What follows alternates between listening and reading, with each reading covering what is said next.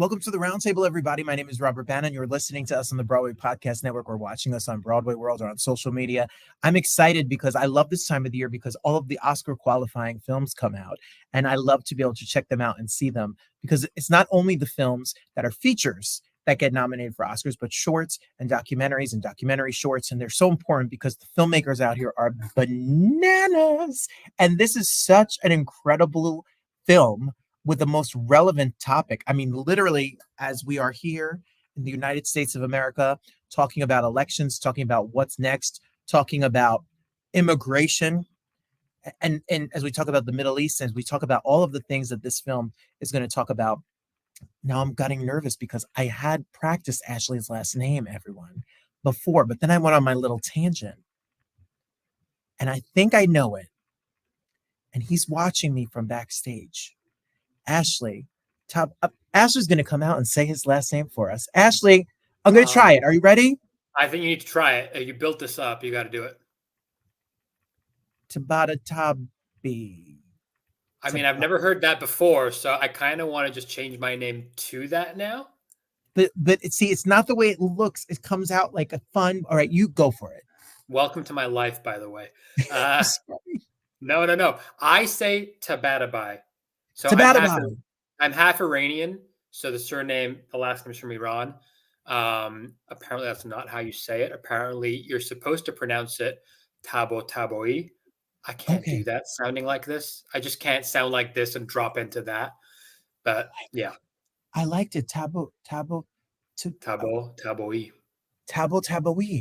Yeah. All right, This is just gone on a big old tangent.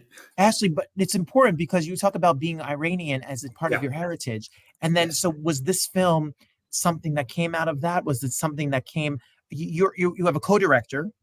Yes. And you are the writer.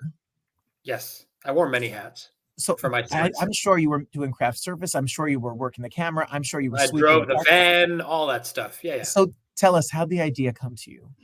That's exactly what you said, right? So my mom's British and my dad was from Iran. I grew up in Spain. It's a whole thing. But my family, when the travel ban happened in 2017, I have cousins that were still and are still in Iran. And so my one cousin, her parents had tried to get a green card for years. They were in San Francisco at the time. And long story short, my uncle ends up getting unwell, taken into the ICU in San Fran. It quickly transpires that he's not going to have too long, right? So my cousin in Iran, because of the ban, was unable to go and visit him and be with him, just because she was from a country that was on a list.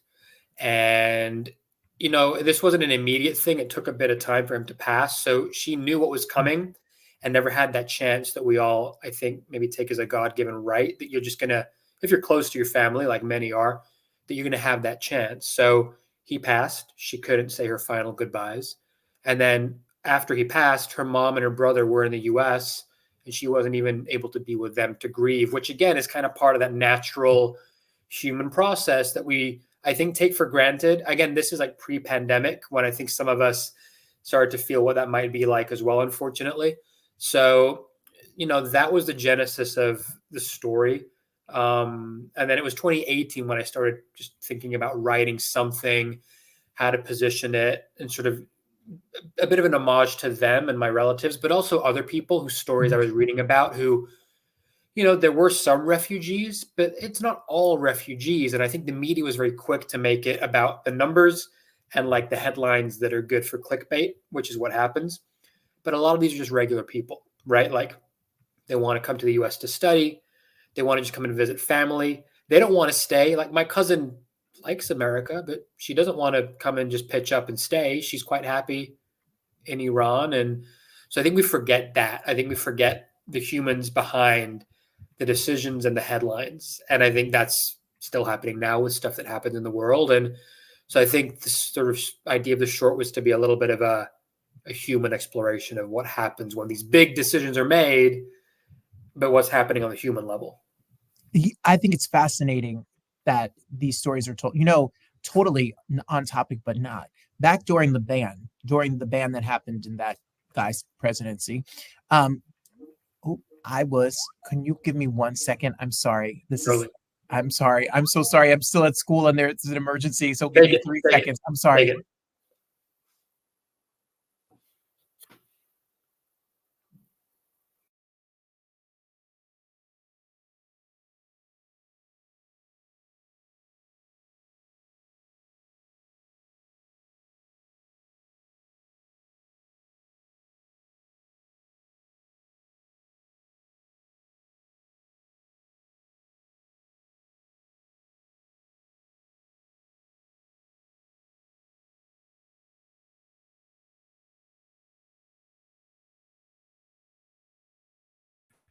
The students want to fight each other, as always, Ashley. That's what happens here. Life in the schools. All right, I'll pick this up again. I'm sorry. It's So all good. when I during that band, I was doing SNL for 3 seasons, and if you watch the Welcome to the TSA, I'm like the skinhead white man who gets through the security, and everyone that's a person of color from one of these countries gets denied. And it was all funny, and people laughed and joked and all of that. But in reality, what people don't realize when there's these kinds of things are actually that's families. Like there are people trying to visit their family, trying to come for a better life, and they were denied based solely on the area that they lived in. You saw that in your story affect your family personally. Yeah. So, my question to you is you're an editor and you were working in the industry, you were doing television and you were living your life. And it's a big jump, Ashley, from being like, I work for a company, I work for a studio, and I'm going to make a movie.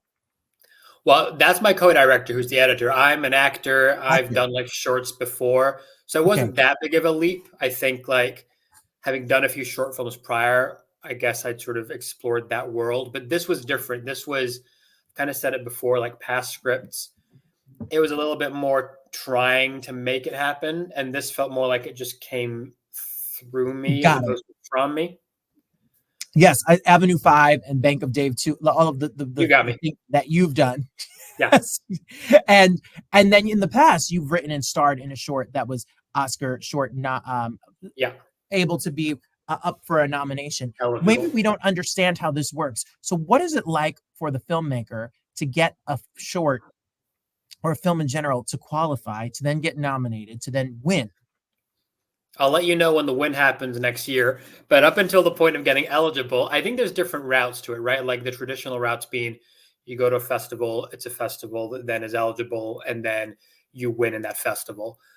There's also maybe the lesser known route, or maybe more commonly known now, which is a theatrical side, where if you get a theatrical run for your short and you can find a distributor that's happy to do that in a relevant market, you then become eligible via that way of doing it. So with this film, because it's quite long for a short film, we went via the distribution route simply because a lot of festivals didn't take us. I don't think that's on the quality of the film. I might sound a bit egotistical, but I think it's just the length at Right. 26, 27 minutes. I appreciate and totally get that that's hard to program when you have X number of spaces in a program, and normally shorts are kind of around 15, maybe 20 minutes tops. So we're a long short for a short, but I think the feedback's been that it doesn't feel like it drags, and that was really important for us. No, and we're so used to actually long movies. I feel like movies are longer than ever.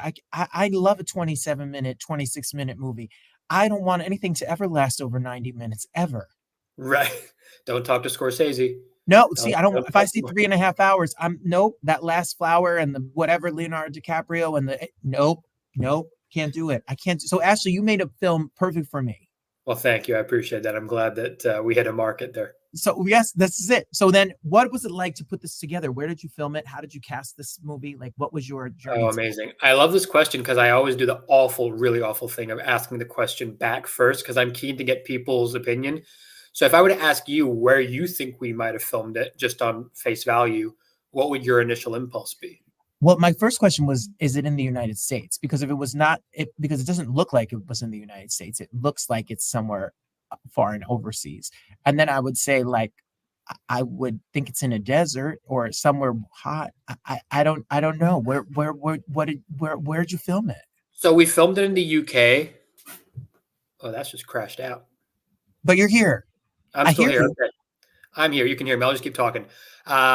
We filmed it in the UK, and yeah, we basically wanted to make the look and feel of a US airport, right? So we weren't in the US. but we had to make that work. So we used an arena space in the north of England, which is basically used for gigs, and we used the whole concourse set up there to basically mimic the look and feel of a terminal building. And then we had an office space that we used, which basically allowed us to sort of mimic the officer immigration rooms and like the sort of place that they had their sort of behind the scenes setup, kind of like if you saw the terminal that Spielberg did, sort of the office space that Stanley Tucci's in quite often. So yeah, this was not filmed in the US, but it was aiming to look like the US. Well, that's what I was going to say to you. That's amazing that you were in an arena that's usually used for concerts and different events like that, and then you were able to make it look like you are in the airport. When you cast this, did you have people that you went to that you wanted to be a part of this, or did you open this up and audition people? How'd that work? It's a little bit of both, right? So I think a couple of the actors are close friends that I studied with, and so knowing them helped me kind of write the parts around them. So there's the main antagonist, played by Mitchell Mullen, who plays a character called Hank. He's effectively the embodiment of, I think, the band, and he is sort of the stubborn kind of energy in this whole process. Who, I wrote that for Mitch out the gate. And then the other actor is Helene Maksoud, who I did class with, and she plays the lawyer in this. And Helene actually is from Lebanese heritage, so that's quite timely with what's happening in the world. And she doesn't speak Farsi, but she speaks Arabic, and there was a chance for her to do a little bit of dialogue in Farsi that she was quite game for. And she just brought that cadence to the role. She's very much the moral compass, I think, of the film, as the sort of conduit between these detained siblings who don't really speak English, and then these officers that are just a bit brazen and impudent and not really doing anything but follow the system and not cater to the emotions behind the humans. Absolutely, which is so brilliant. It's such a brilliant. I can't believe how. I'm sure when you wrote this and you were making this film, you thought that this was going to be something that had happened in the past, and we are literally living in a time where we're talking about immigration again. We're talking about refugees again. We're talking about limiting people from countries, or vast ideas, discrimination, and vast stereotyping of it. Did you think this is an issue that was going to keep continuing when you were making this? Did you know that with this election year coming, we were going to come back to the same type of topics? I mean, timing's a crazy thing, right? Because I don't think we really planned in 2018, as I wrote it, that we would film it and have it out at this particular time. I think the pandemic kind of delayed us, but that was for the better and let us creatively be able to execute in the way the story needed. I didn't really give it that much thought, which I don't know if is a good thing or a bad thing. I think, sadly, I'm in the UK. We see things like this here too. This isn't just specific to the US, although it might be more heightened. But I think inherently, whilst it's a film about a political event, it's not really a political film. It's a film about families and humanity. And so it's unfortunate that we're still having these conversations now, but I guess, we don't learn very well as humans. So maybe that's what art's for, to try and just keep shining the light on that. And hopefully people feel seen and understood a little bit, if nothing else. You got that right. I feel that greatly. I want to know I'm always fascinated to know that when we have people out here who are making films like this, who get releases, who get to be qualified for the Academy Awards, etc., how can we support this film? What can we do to see it? What can we do to get our voices out about it and people get attention to this, the average theater goer, people who love art? What can we do? Amazing. I appreciate that so much. Yeah. So, I mean, literally, this might be a spoiler by the time this comes out. It might not be. We're going to be getting the film on Omleto on YouTube for a couple of months, as of any day now. So Omleto is basically a curated short film channel on YouTube. I think they have just under like 4 million subscribers. So once that's there, there's going to be a 2-month window till around mid-December where the film is available for people to watch. If it resonates, great. If it doesn't, that's totally cool too. But like it, share it, comment, all that good stuff to kind of spread the word, get more people to see the film. And I guess as part of the politicking and campaigning of it, our job is not so artistic right now. It's more, I guess, as Robert Downey Jr. says, selling soap and promoting the film and getting Academy voters to see it. And hopefully they resonate and they'll vote for it. So that's kind of what our approach is between now and December and hopefully beyond. Ashley, does it work for the Academy like it does for a SAG screener? Like, as a SAG actor, you get screeners, they try to get you to vote for the Screen Actors Guild Awards, they send it to you. does your film become available, or do people have to search it out if they're an Academy voter? What is the behind the scenes of that gathering? Right, 100%. So to my understanding, I know they have their own private screening room online. So Academy members will get access to the Academy screening room where they can, I guess, see a selection of the eligible films that are being curated. There might be in-person screenings that the Academy does, but I'm not sure about that at this point. But definitely, if you're an Academy member, you will have access to those Academy screening rooms online to find films in different categories and then watch them and make your choice from there. Well, I'm just excited for you, and I'm just excited for people to see this, because I think we need to see it more than ever. And on YouTube, everyone's got accessibility to find that, so you don't have to go anywhere, buy an app. You don't have to do anything. Just go to YouTube. And how can we follow you and stay up to date on what you've got going on? Awesome. Yeah, the best spot for me is probably good old Instagram. So I'm on Ashley Tabatabai, and I'll probably give you the handle so you can post it there as opposed to spell it out, because I couldn't do that to you again, man. We're gonna put, it's Ashley Tabatabai, everyone. And you got it. It's gonna be. Hey, look, if anyone has it, I'll be surprised. I'm the only one with that combo of a name. So that's sort of the best place for me. The film has its own Instagram handle too, which is at HAMDARDI Film.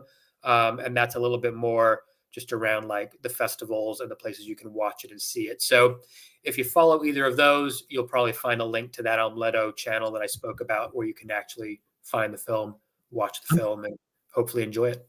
I'm going in right now. I'm following right now. We're all going to follow right now. And we're going to make sure that we're all a part of it. And then we're going to wait for, and we're going to cross our fingers, because he's already said offline, which you don't know this, but when he wins the Oscar, the first person he's going to thank is this pivotal interview that will change 100%. The trajectory of this film and his career. 100%. Listen, everything's about moments, and it's about connecting with people at the right time. And I think, my ego part goes, yeah, give me the statue. And I'm not going to deny that. But ultimately, the film is the most important piece, and the people that I've got to collaborate with and now talk to. And, again, like, it's easy to get carried away with the glitz and glamour of it, but I still go back to that point of time where it was curated for me. And that was based on a very real moment and a real thing that happened to people that I know and care about. And I'm not the only one. So, yes to both of those. Let's kind of highlight the human side, and hopefully the film goes out there and far and wide, and maybe get a shiny statue and come back and have a chat with you and boast about it too. That's a deal. And then I'm coming to England, and I'm going to hold your Oscar and take all the Do selfies. Do it. That's it's cold. It's cold here. I'll forewarn you. It's cold and rainy. So you're going all out if you're going to do that. That's done. That's okay. I got a raincoat. Awesome. Everyone, we'll hit up the West End. Okay, I would love to, and we'll head up the West End. That's where it's cheaper to see than a Broadway show, and it's better. There you go. So everyone, we're going to follow, and we're going to stream the movie. It'll be available when this is out. It's November, everybody. It's early November, so we're going to be able to watch it through December, parts of December on YouTube, and we'll have all the information for you below. Congratulations, Ashley. We're happy to be a little part of this, and we hope to spread the word, and we hope the films keep getting made, and it shows light and humanity that we need to see. So thank you. Thank you so much. I appreciate that.